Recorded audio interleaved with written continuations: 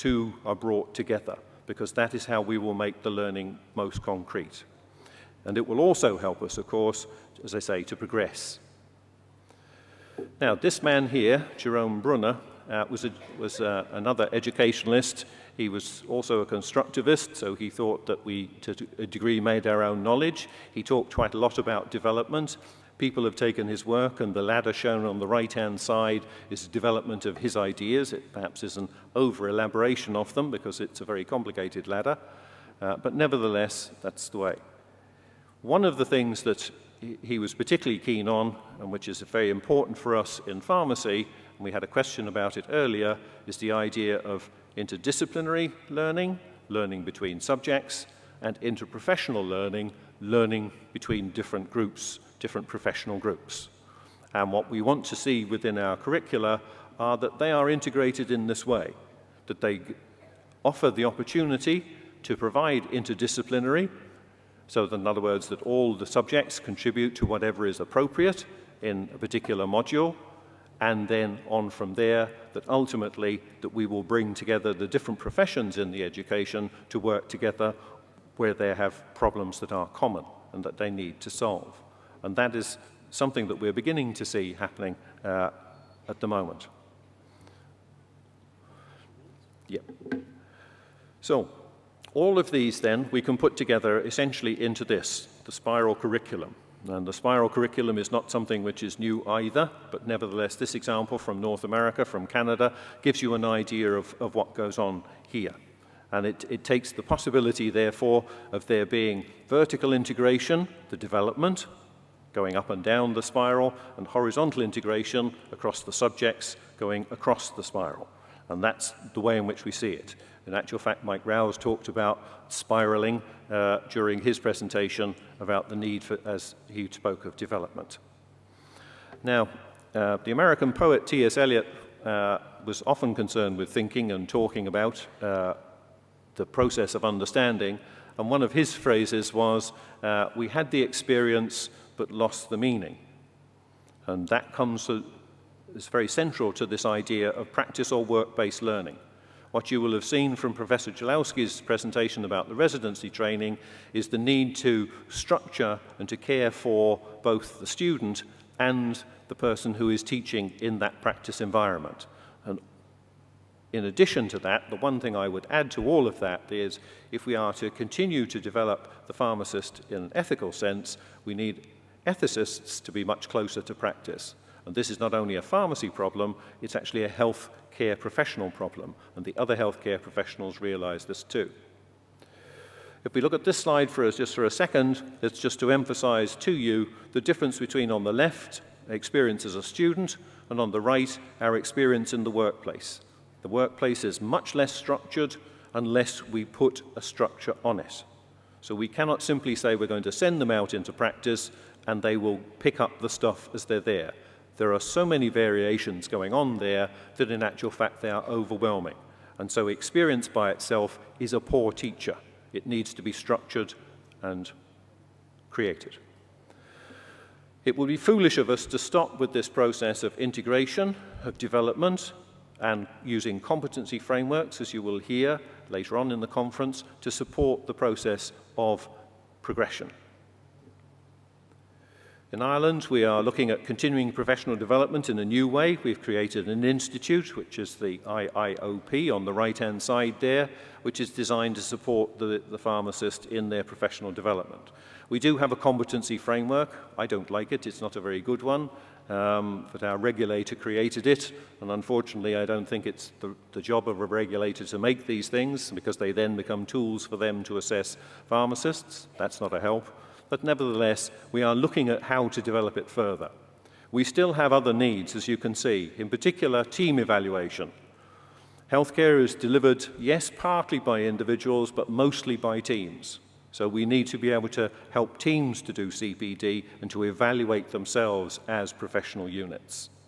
So it's crucial for us, if we are to empower and evolve practice, that we integrate science, practice, and ethics from the beginning, not later on, and that we do so looking at a developmental approach which has a proper structural around it, and that structure comes from science, practice, and ethics, and also from those translated into a competency framework.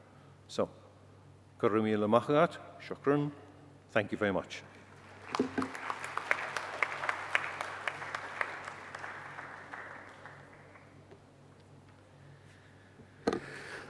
Well, again, thank you very much to our two speakers for making my task easier and keeping us on time. We have about 7-8 minutes left until our lunch break, so we have some time for questions. And I would like to ask you, if you have a question, please make your way to one of the microphones. I think we have 4 microphones, so please make your way to one of the microphones if you have a question for any of our speakers.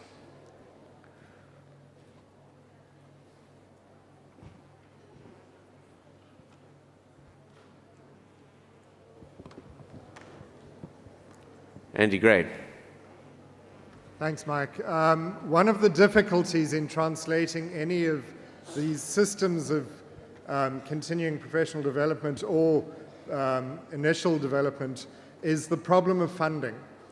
Christine talked about the PGY1 funding that is available in the US. Many of our other systems that have a pre-registration year base that on the ability of students to be able to earn at that stage after having paid fees as a full-time student. And in a way, I think we differentiate things that are very similar. So an internship and a pre-registration year in the UK sounds to me very much like a PGY1 residency. The differences are probably smaller than they appear at first glance. Can we focus more on how do we fund specialization, PGY2 in the US sense, or perhaps board certification, and find out how to do that around the world? And I'd be interested to hear from the Omani people here whether they've got any thoughts on how to fund this sort of activity in their setting. Want to have a go at that, Christine? I think part of your question is how do we focus on funding the 2s versus the 1s and looking at some of the outcomes. One of the reasons that we've been successful in getting the PGY1 funded is because we are able to establish that this is a standard of practice. So as our legislators are looking at what does it take to educate and train pharmacists, this is included in their thought process. So this is one area that it has been supported. And we have not been as successful in getting that specialization passed through because they see that as more of a niche requirement versus a standard of practice for all pharmacists. So while I agree it would be nice to have more of a focus, and we continue to try to strive to do that at the legislative level, it has not been a high enough priority at our national government level yet. So it's on, we do bring it forward every once in a while, and we have not given up. Persistence is one of those things that's a good quality when you're trying to achieve something and it doesn't always work the first, second, or third time. The funding issue is a major problem, but nevertheless, I think, as Christine said, we need to be persistent, but I think we need to be persistent in 2 ways. We need to be persistent in arguing that the qualification of the pharmacist is important to the functioning of the health service, so therefore it's integral to the development of the health service. Professor Arnold, who was here before, clearly showed that. He has, in the Netherlands, what is essentially residency training for hospital pharmacists is accepted, so they had 4 years funded by the government, and that was an accepted part of their health service and its development. So I think you can never stop arguing that particular message, but it is possible then to try to use other ways to fund it. In Ireland, unfortunately, because the government hasn't taken that answer, they're going to use the student fees to largely pay for those later developments. Do you have a question, or are you going to respond to Andy Gray's comment? No, question. Okay, I'll hold. If we can hold your question, does anyone from Oman like to respond to the second point that Andy Gray made about the challenges of trying to do this in Oman. Anyone from Oman like to suggest, or from Saudi Arabia like to suggest an answer? Hisham, thank you. Yes, in Saudi Arabia, we do have the BGY1 and BGY2, and I think it's similar to the States for funding. Once we have the administrator of hospital, they are valuing that the pharmacist to get the BGY1, BGY2, then we established and start. We have every year at least 27 new residents in the program for BGY1 and also for BGY2. I don't think funding is an issue, more that the capacity building for us. Sites. Yeah, good point. Okay, thank you. Yes, sir. Please can I have your question? Thank you. I have two questions. One of them, how much is critical to involve people in practice when you are developing pharmacy course curriculum? And the second question is... So let's just take your first question. Just repeat it, if you could, to involve who, sorry? How much critical is to involve people in practice when you are people in practice? Yeah, developing a pharmacy degree curriculum? Excellent question, thank you. Christine? I'm happy to field that because right now at the University of Minnesota, we're going through what we refer to as curriculum revision. So we're making changes within our whole 4 years and starting to integrate more clinical services and more experiential training earlier on in the curriculum. And we do have not only our preceptors and practice faculty involved because we're very concerned about the outcome, our product of the student walking out the door. So we want them involved as we move along the way. One, so they have input into what we're teaching and understand, and also so they understand our process. So we're not teaching something that isn't applicable or vice versa. As the students understand how they're evaluated, that can be shared in our practice settings. We also involved other disciplines. We're very fortunate that we're in an academic health center, so we have very easy access to people who are involved within the medical school curriculum, the nursing curriculum, social services, some other disciplines that they can help us from the interdisciplinary education standpoint. But that's part of our outcome is we do need to get input from the field. We kindly refer to this as faculty living in the ivory tower if you don't really have touch base with what is going on in practice. Right.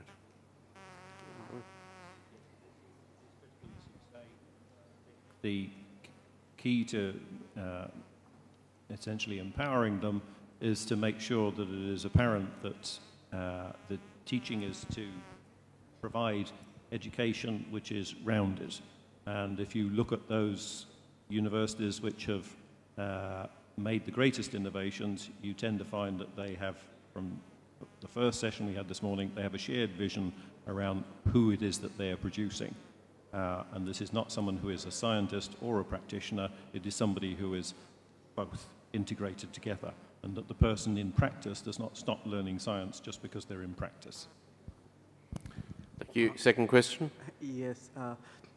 Do you think, is it ethics, especially when it's coming to United Kingdom, where we send our student to get MPharm degree, is it ethic not to let them to do the postgraduate year and give them certification without that year and without the exam of post-graduation year? Is it ethical?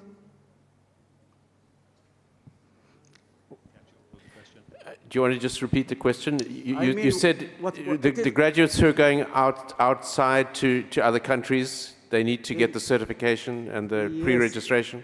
Yes, the point is when we are going to United Kingdom for a course, the European and United Kingdom pharmacists, they should get the postgraduate year and pass the exam to get the undergraduate certificate as part of the course, while our students are just finishing the final year and sent back with the certificate.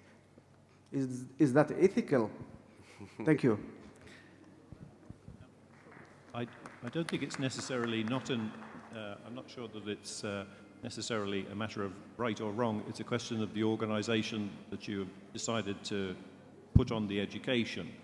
But it seems to me as it depends from the point of view of the Mali Health Service as to what structure and qualities you want to have when the person returns to Oman, and therefore how best to provide those, and whether they should be linked in actual fact to the education that the person had in the UK.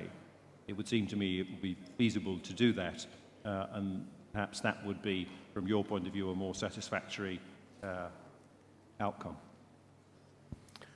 Yeah, I know it's a very complex sort of, the interface between regulation and education. I think we find a very similar problem in the United States, where many people want to come for residency training, but they can't have residency training unless they're licensed. So I think it is a challenge that manifests itself in many different ways. Do you want to make any other comment? Okay.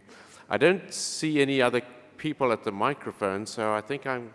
Oh, I beg your pardon. Sorry, one question at the front. Okay, thank you very much. Just one comment regarding postgraduate year 1 and 2. What we have in Saudi, we have postgraduate year 1, and just recently started with postgraduate year 2. And we discussed our people. I think there is some little bit gap between postgraduate year 1 and 2, because jumping the resident from general practice to more specialized area, which just 1 year, I think so difficult, he will face a lot of problem to practice. What we suggested now, we'll make it 3 years, the postgraduate year 1 and 2 and 3. And postgraduate year 1 will emphasize for general pharmacy practice, and the second postgraduate year 2 will emphasize it to the major discipline, it looks like physician, either adult medicine, pediatrics, or OB-GYN, or dental, whatever we have. Then he will more specialize in adult oncology, adult internal medicine, adult ICU, with the same looks like what we have in the pediatric, adult pediatric ICU, pediatric infectious disease, whatever we have. And this is our plan now at Ministry of Health to start with.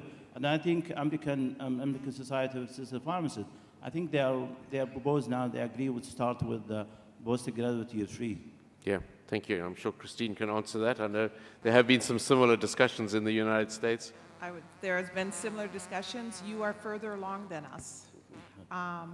You know, I've heard it takes 10,000 hours of work in an area for someone to become an expert. So regardless, with 1 year, 2 year, 3 years, we do not have experts that we're putting out in the field, but we have additional training. And you know, as I shared, our infrastructure is not there to even support the demand for the ones. So I actually commend you for moving along to that 3-year training level, because that is something that, yes, we have in discussions, but we are not able to provide that at this point in time. But I would agree that additional training and being able to move forward and spend some time in each area with a 3rd year for the specialization does make a lot of sense. Thank you very much to our speakers again, and thank you very much to the audience for your participation and excellent questions, and I'll hand over to the chair again. Thank you very much.